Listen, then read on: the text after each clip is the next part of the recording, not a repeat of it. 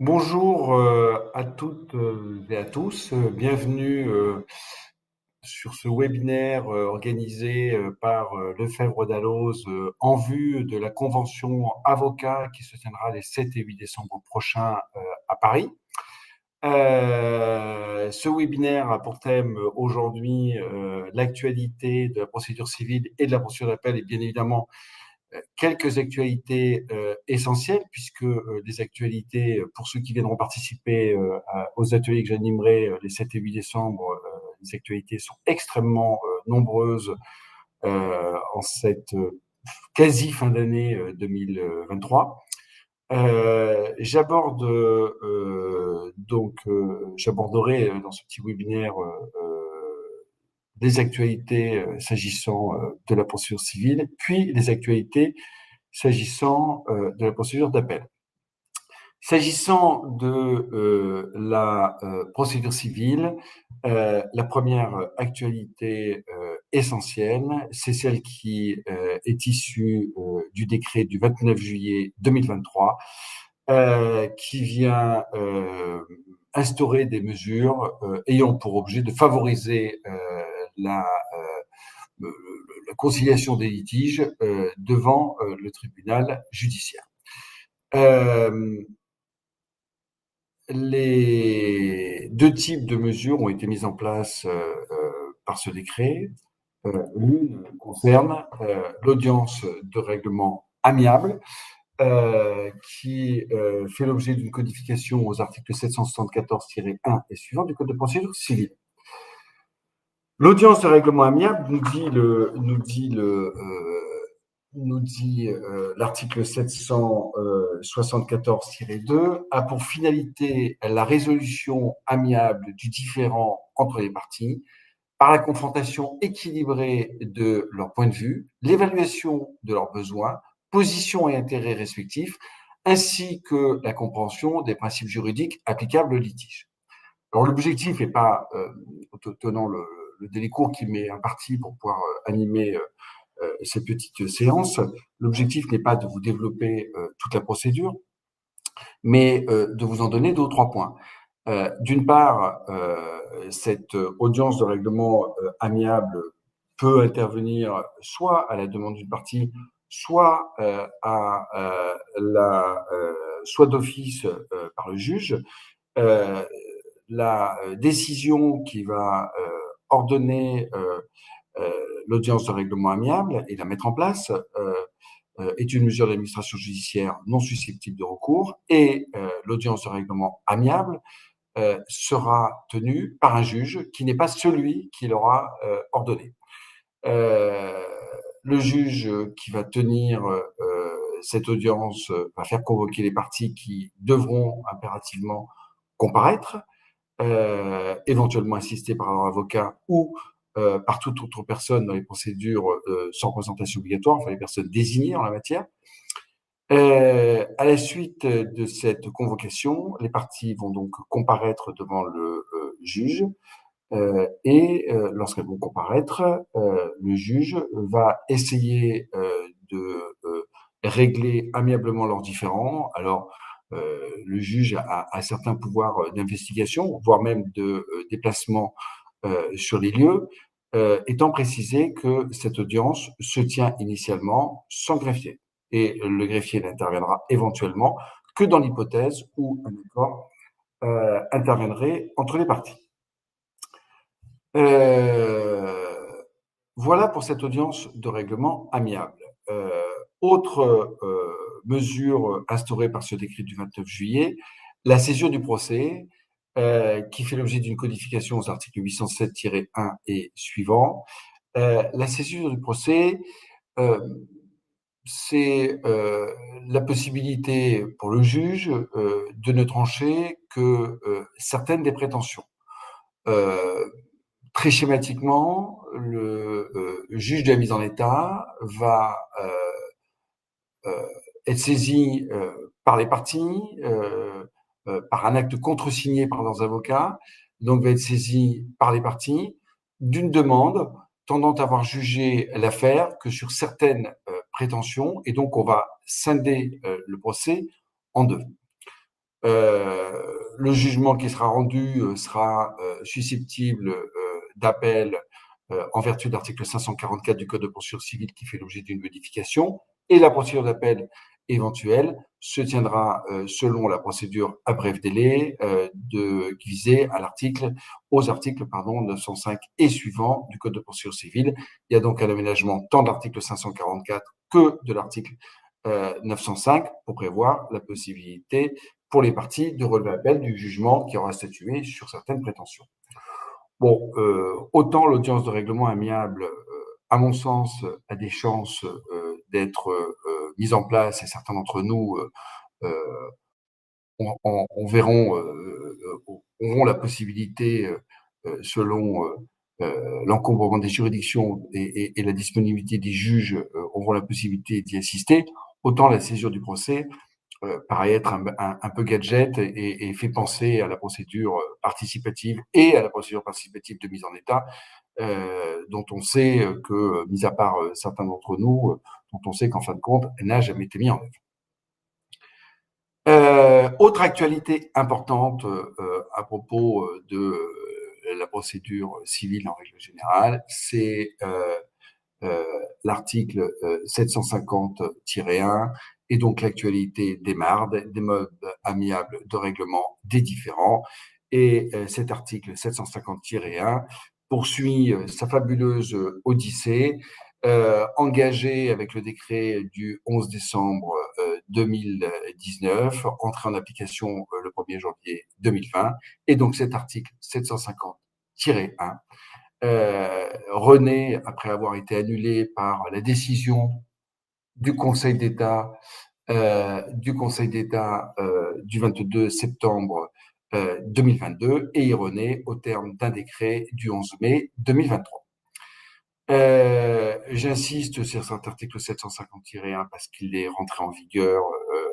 il vise les actions engagées à partir du 1er octobre 2023, et donc il est en vigueur depuis 19 jours pour toutes les assignations que vous avez fait délivrer et que vous allez désormais faire délivrer. Je rappelle très rapidement que cet article 750-1 vise tous les litiges inférieurs ou égal à 5 000 euros, que cet article 750-1 vise quelques conflits de voisinage qui sont visés aux articles R 211-3-4 et R 211-3-8 du Code de l'organisation judiciaire, du type élagage ou plantation de haies, par exemple, ou problématique de construction sur un mur butoyen, et surtout vise un autre conflit de voisinage qui est le trouble anormal de voisinage, dont on sait, pour ceux qui pratiquent habituellement la matière, que le trouble anormal de voisinage, ça touche le contentieux relatif à deux voisins à propos d'un bruit ou de fumée de barbecue, à la problématique de la construction d'un immeuble de 25 étages sur la parcelle mitoyenne de votre client, et toutes les problématiques qui peuvent en découler en termes de pénibilité liée à la construction elle-même, que à la perte de valeur que ça entraînera sur l'immeuble de votre client. Dans toutes ces hypothèses, donc somme n'excédant pas 5 000 euros et ces conflits de voisinage et trouble anormal de voisinage, il est impératif que les parties sollicitent elles-mêmes soit un conciliateur de justice, soit un médiateur, soit engagent une procédure participative avant même de saisir le tribunal. Je rappelle que l'article 820 du Code de procédure civile, qui organise lui-même une tentative de conciliation préalable par la saisine d'un juge qui désignera un conciliateur, n'est pas applicable à l'article 750-1, et que l'article 750-1 est exclu expressément des dispositions de l'article 820 du Code de procédure civile. Il est donc impératif que chaque partie se débrouille pour tenter de trouver un conciliateur. Cet article 750-1 subit une modification liée à l'arrêt du Conseil d'État du 22 septembre 2022 quant aux motifs au motif d'exonération de tentative de conciliation préalable obligatoire et notamment l'indisponibilité d'un conciliateur dans un délai raisonnable. C'était la première mouture de 750-1. Désormais, l'article 750-1 nous dit que il peut y avoir effectivement une possibilité pour les parties de s'exonérer de cette tentative de conciliation préalable obligatoire lorsqu'il y a notamment l'indisponibilité d'un conciliateur de justice entraînant l'organisation de la première réunion de conciliation dans un délai supérieur à 3 mois à compter de la saisine du conciliateur par le demandeur. Voilà sur cet article 750-1 qui fait renaître 2 questions en même temps et quelques jurisprudences qu'on avait vues lors de l'application, la courte période d'application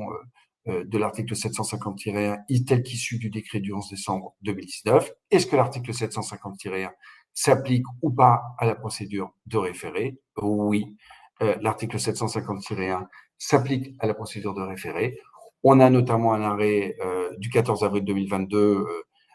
qui nous indique que la tentative de résolution amiable du litige n'est pas, par principe, exclue en matière de référé. Il y aura une exclusion que dans les hypothèses d'exclusion prévues par l'article 750-1 et notamment les cas d'urgence, ce qui va nous amener à faire une distinction dans le cadre du référé entre l'hypothèse où on saisit le juge des référés parce qu'il y a une urgence et l'hypothèse où on saisit le juge des référés hors toute urgence, hypothèse de absence de contestation sérieuse d'une part, et autre hypothèse qui est le référé 145 du Code de procédure civile, c'est-à-dire le référé probatoire, l'hypothèse où, avant tout procès, on va saisir le juge des référés d'une demande tendant à mettre en place une mesure d'instruction. Eh bien, dans cette hypothèse-là, lorsque on sera dans une des matières visées à l'article 750-1, il faudra impérativement saisir préalablement soit un conciliateur, soit un médiateur, soit tenter d'organiser une procédure participative. Toujours sur les questions que pose l'article 750-1, autre question, la problématique de l'interruption, de la suspension du délai de prescription. Je vous rappelle que l'article 2238 du Code civil, qui est inséré dans un titre relatif aux prescriptions, donc l'article 2238 du Code de procédure civile, prévoit que le mode amiable de règlement de différend qui sera mis en place peut éventuellement avoir un effet suspensif. Il y a 2 hypothèses, soit il y a un accord des parties sur la mise en place de ce mode amiable de règlement des différends, et alors l'effet suspensif débute à partir du moment où l'accord intervient, soit il n'y a pas d'accord et c'est à ce moment-là la première réunion de conciliation ou de médiation qui va avoir pour effet de suspendre le délai de prescription. Un bel arrêt rendu par la Chambre commerciale le 11 mai 2022 à propos justement de l'effet suspensif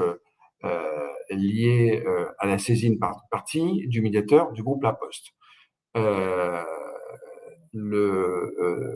La Cour de cassation considère que l'effet suspensif débute à partir du moment où la partie où le demandeur va saisir le médiateur du groupe La Poste, ce que conteste le médiateur du groupe La Poste en disant mais il n'y a pas d'accord. Et la Cour de cassation va nous indiquer que à partir du moment, va nous dire que à partir du moment où La Poste a prévu la mise en place d'un médiateur en son sein, à ce moment-là, ça marque la volonté de sa part d'organiser conventionnellement une médiation et que dès lors, les parties, le demandeur, lorsqu'il va saisir le médiateur, va accepter la proposition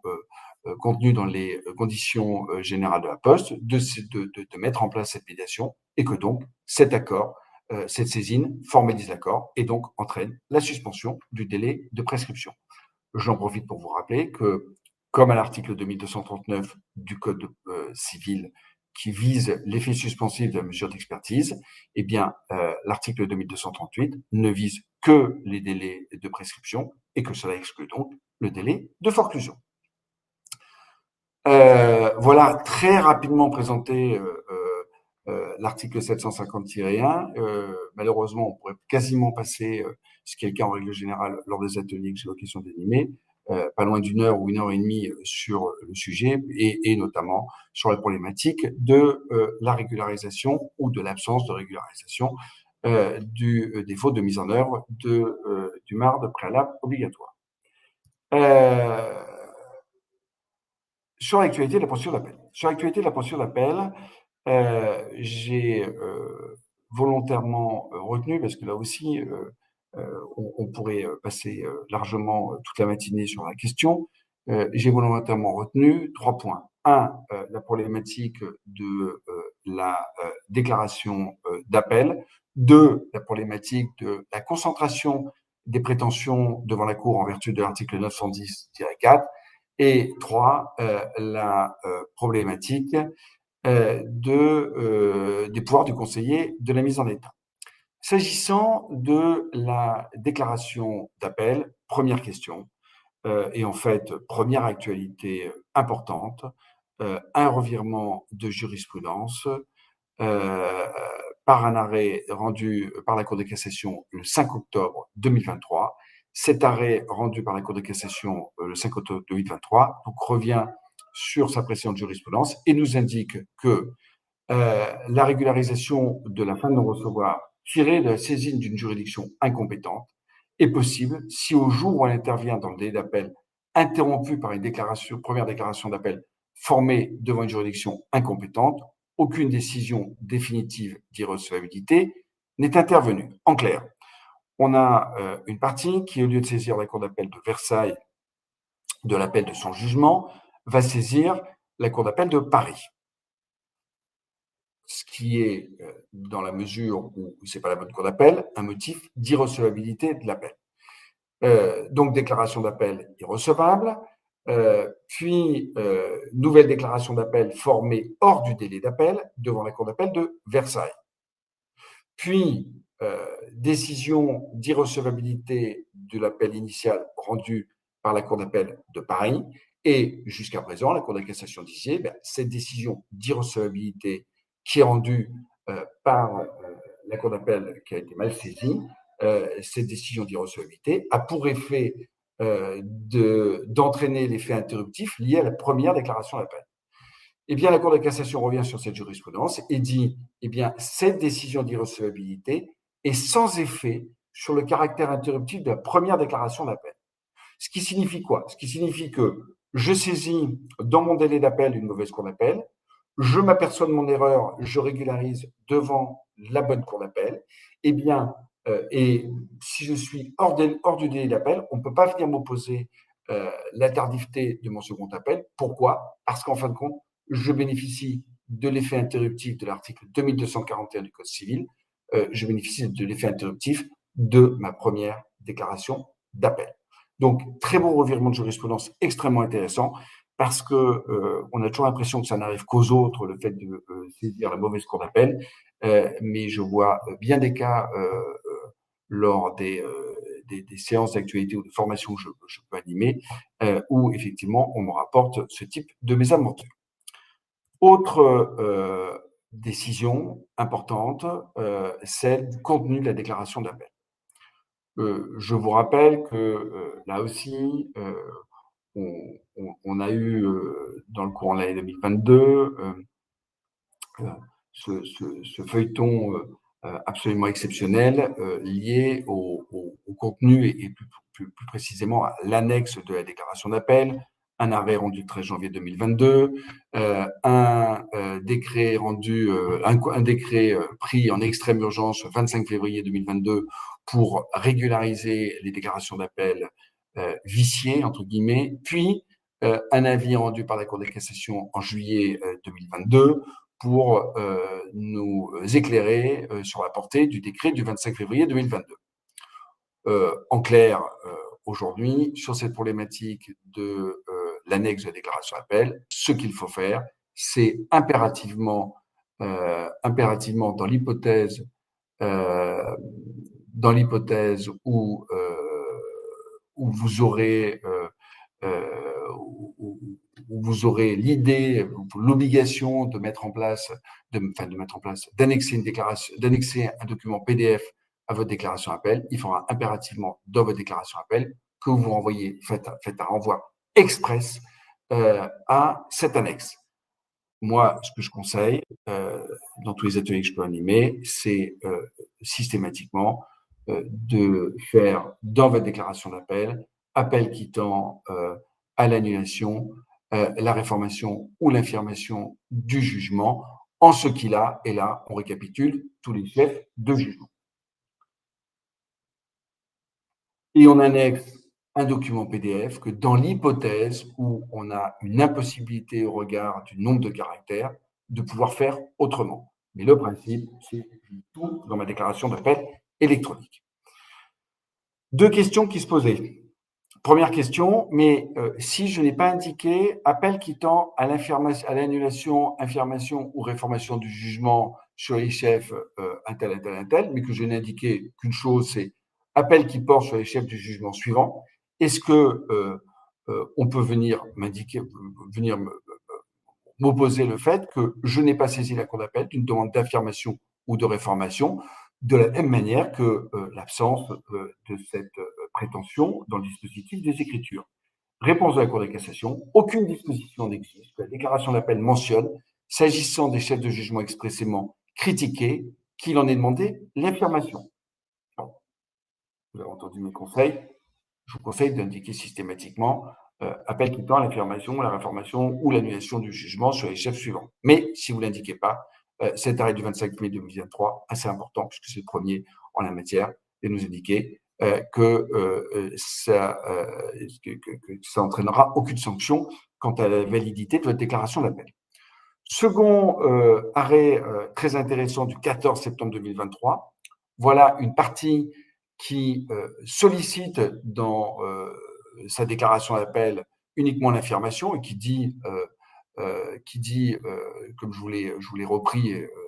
qui dit appel qui tend à réformer l'ordonnance numéro machin rendue le 5 décembre 2018 par le juge commissaire du tribunal de commerce de Paris en ce qu'il a admis la créance de la banque à titre hypothécaire à hauteur de temps. Puis devant la cour d'appel, la partie appelante s'aperçoit qu'en fin de compte,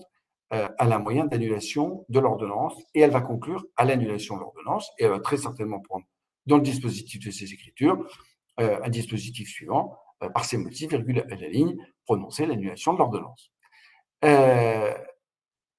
banque dit, mais attention, dans votre déclaration d'appel, vous avez uniquement sollicité l'infirmation de l'ordonnance, ce qui vous empêche aujourd'hui, ce qui vous ôte aujourd'hui toute possibilité de conclure à l'annulation. Et la Cour de la cassation nous dit que nenni, il n'y a aucune difficulté en la matière, et elle nous dit, lorsque la déclaration d'appel vise l'ensemble des chefs de dispositif du jugement, l'appelant a la faculté de solliciter dans ses conclusions soit la réformation, soit l'annulation de cette décision. Donc voilà très rapidement vu sur le contenu de la déclaration d'appel. En ce qui concerne la concentration des prétentions issues de l'article 910-4 du Code de procédure civile, et c'est-à-dire l'obligation pour les parties, dans leur première conclusion d'appel incident ou de réponse à un appel incident, donc 908, 909 ou 910, 910, ou dans les procédures d'appel à bref délai, article 905-2, eh bien, dans cette hypothèse-là, l'article 910-4 nous dit que les parties doivent impérativement développer toutes leurs prétentions et qu'elles sont irrecevables, sauf de très rares exceptions, à pouvoir développer une prétention ultérieure. Et voilà un arrêt extrêmement intéressant, parce qu'en ce moment, il y a une jurisprudence abondante sur 910-4. Voilà un arrêt qui m'a semblé extrêmement intéressant. Et en matière justement de sinistralité et de prévention des sinistres, un arrêt du 20 octobre 2022, au terme duquel une partie va conclure, donc, prend ses conclusions d'appel et conclut à la condamnation d'une société à lui verser une somme de 920 000 euros. Puis, postérieurement à l'expiration de son délai pour conclure, cette partie s'aperçoit qu'elle s'est trompée dans le dispositif de ses écritures. Pourquoi? Parce que la partie contre laquelle elle formait cette demande de condamnation fait l'objet d'une procédure collective. Et procédure collective à laquelle d'ailleurs elle a fait une déclaration de créance. Elle va donc rectifier le dispositif des écritures et elle va nous solliciter, en fin de compte, non plus la condamnation de la société débitrice, mais l'inscription au passif de sa créance. Et là, on lui dit, mais attention, vous avez fait une demande, vous avez développé une prétention, la demande d'admission de votre créance, au-delà du délai imparti pour conclure, et votre demande est dès lors irrecevable en vertu de l'article 910-4 du Code de procédure civile. Il aurait donc fallu que cette partie, dans ses premières écritures, alors même qu'elle pouvait connaître l'existence de cette procédure collective et qu'elle la connaissait, puisqu'en fin de compte, elle avait fait une demande d'admission de créance, eh bien, il aurait fallu qu'elle développe sa demande de fixation au passif de sa créance, et ne l'ayant pas fait, eh bien, elle en perd tout le bénéfice. Ce qui pose de sérieuses difficultés pour nous praticiens, dans la mesure où lorsque on a de multiples parties en face de nous, autant on surveille au moment où on fait la déclaration d'appel ou la constitution, si l'autre partie fait ou pas l'objet, les autres parties font ou pas l'objet d'une procédure collective, autant c'est pas un réflexe qu'on a nécessairement lorsqu'on conclut les dossiers. Autre jurisprudence, et avant de terminer et de répondre aux quelques questions que vous avez, autre décision, un avis rendu par la Cour de cassation le 11 octobre 2022 sur la problématique des pouvoirs du conseiller de la mise en état. La question, ce qui est se posait, c'est est-ce que le conseiller de la mise en état doit connaître exclusivement des questions liées à l'irrecevabilité des demandes nouvelles ou à l'irrecevabilité des prétentions formées au-delà du délai pour conclure sur le fondement, donc irrecevabilité sur le fondement de l'article 910-4. Réponse de la Cour de cassation dans cet avis qui fait une distinction entre la procédure d'appel elle-même et l'appel en règle générale, et qui dit bien tout ce qui touche à l'appel au fond, c'est-à-dire la question de l'irrecevabilité des demandes nouvelles, la question de l'irrecevabilité des prétentions 910-4, eh bien, ces questions-là ces questions-là relèvent de la Cour, de la connaissance de la Cour exclusivement, tandis que le conseiller mis en état ne connaîtra que des autres fins de non-recevoir qui sont liées à la procédure d'appel en elle-même, c'est-à-dire l'irrecevabilité de l'appel ou l'irrecevabilité des conclusions déposées hors du délai de l'article 909 ou 910 du Code de procédure civile. Voilà très rapidement exposé ces quelques jurisprudences extrêmement importantes, étant rappelé que j'aurai l'occasion donc d'animer 2 ateliers lors de la convention avocat qui se tiendra à l'hôtel Molitor à Paris. Le premier atelier que j'animerai avec madame le professeur Nathalie Frissero qui touchera à la procédure civile le jeudi 7 décembre, et un second atelier qui touchera à la procédure d'appel le vendredi 8 décembre. Et je réponds, je regarde tout de suite si vous avez des petites questions posées. Alors, a priori, aucune question n'a été posée, en tout cas, je n'en vois aucune. Je vous souhaite donc une bonne journée et j'espère vous retrouver nombreux lors de la convention avocat ou lors de tout autre événement. Passez une bonne journée, à très bientôt et surtout, protéger vos procédures d'appel.